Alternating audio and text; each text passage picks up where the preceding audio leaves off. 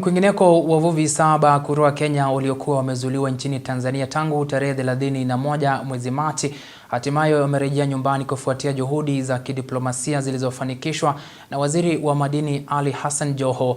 Wavuvi hawa walikamatwa katika bahari ya Kilwa nchini Tanzania kwa madai ya kusafirisha wahamiaji haramu 61 kutoka DRC na Burundi na wakahukumiwa kifungo cha miaka 10 jela. Wavuvi hawa wamemshukuru Waziri Joho kwa kuwarejesha nchini, huku Waziri Joho akionya mabaharia na wavuvi Kenya wanaofanya kazi nje ya mipaka kufuatia sheria za nchi ili kuepuka adhabu kali hapo baadaye. Mitatu wamekuwa korokoroni, na kando ya kuwa korokoroni hukumu ilikuwa imetoka ya kufungwa miaka 10 na 20. Ukipotea miaka 20 ukija hapa mji umebadilika, watu wamebadilika, wengine wameenda mbele za haki.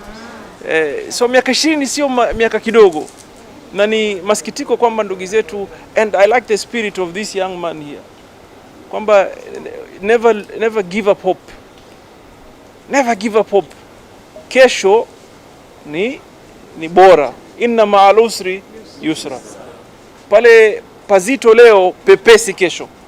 Ni siku kubwa kwa familia kukutana tena baada ya miezi mitatu, na kwamba watu walikuwa wamefungwa miaka 20. So it's a very big day for the family today. Na niwatakie heri, na assure you that as government we are working very hard.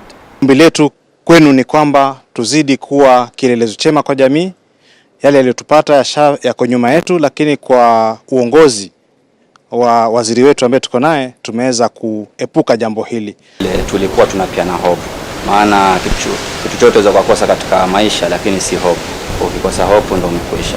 Kwa tunapiana hope kule ndani. Sasa na ndugu yangu hapa Zakaria kwamba kesho itakuwa better kuliko leo. Kesho tutatoka, kesho tutatoka. Hiyo that's what was keeping us going kweli, lakini tungekata tamaa hata msingetupata pia. Ilikuwa ngumu sana. Sasa tulikuja kuzolewa tu sintofahamu. Kila mtu katika kazi yake, wengine wametulia, wengine wamepumzika, wengine wako kwenye ibada, tukazolewa hivyo. Makosa amesema smuggling illegal immigrants kutoka nchi tofauti. Kuna Mozambique, Malawi, Congo, Burundi, DRC.